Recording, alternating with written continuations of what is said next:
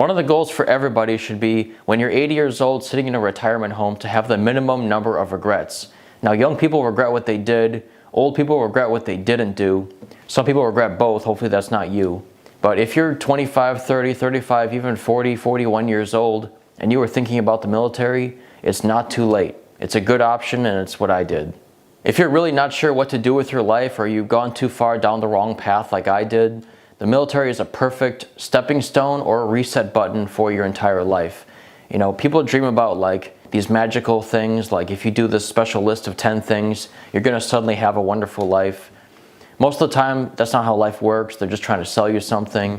But the military is legitimately a solid reset button that if you press it, it can actually completely change your life. It doesn't even matter what happened before it. In fact, in the military, they do not care at all, not at all, who you were before you joined. You could have been the son of a billionaire, you could have been homeless and straight out of high school or whatever. It legitimately does not matter. They don't even see race, they don't see age, they don't see anything. All they see is you, and they're going to judge you by your capability, how much you care, and how much you actually put on the table and bring to the table, what your rank is, what your qualifications are. That's what they're going to judge you on. Now, if you do join the military at 25 like I did, it's possible that you're going to develop kind of a fatherly relationship with some people that are 18, because you're going through the same thing that other people are going through at 18, but at 25, 35, whatever. And you can see people that are younger making some mistakes that you probably made when you were younger, and you can develop kind of a fatherly relationship. Some of them might come to you for advice, but at the same time, there are people that might make fun of you for being older, that might call you dad or grandpa or something, and it happens in movies and TV shows. It also happens in real life.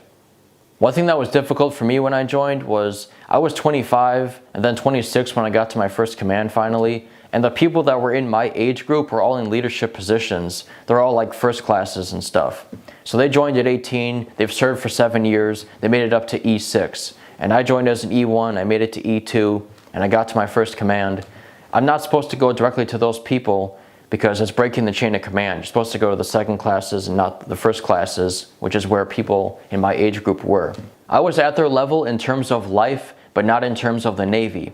So I can't go talk to the people in my age group because they're too high in the chain of command. It's fraternization and stuff.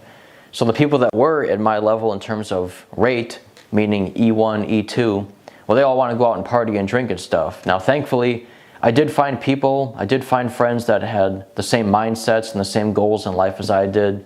You know, we went to the water park and the zoo and stuff. We went all over the place. We had a lot of fun. The go-kart track here.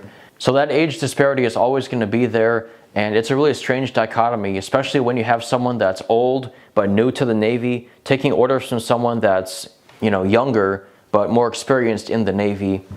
It's just the way it is.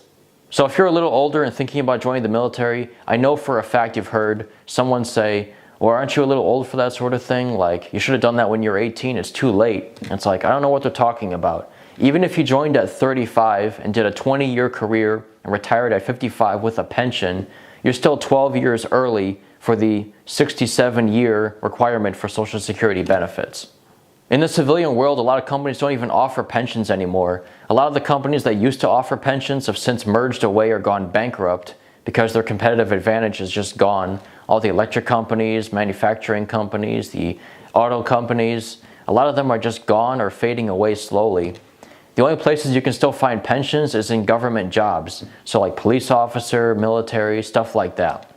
Instead of getting a pension, what a lot of civilian companies now do is just offer 401ks, which basically means that they'll match you in investing in the market. Like they offer 2%, they match you at 2%, and it develops. It's not just going to be like, if you serve with us for 20 years, we're going to give you a $40,000 a year pension. That's not how it works in the civilian world anymore.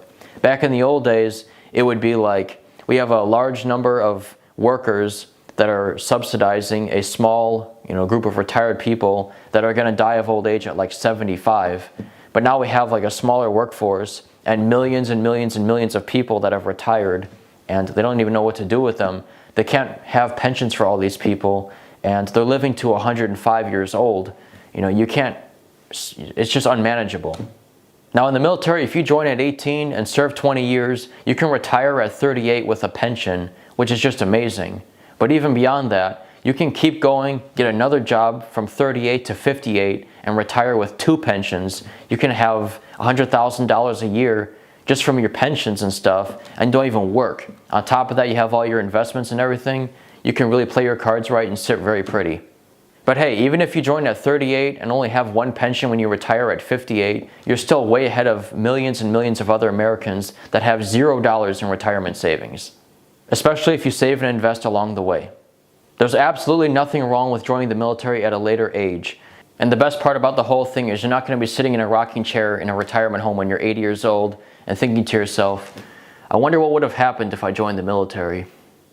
But I never did. Now, if you wanted to switch jobs from like working in a warehouse to becoming a truck driver at 45, nobody's going to say to you, well, aren't you a little bit too old for that? So why do they say it with the military? Is it because they have more of a demand physically? Probably, but if you talk to truck drivers, they do work hard too.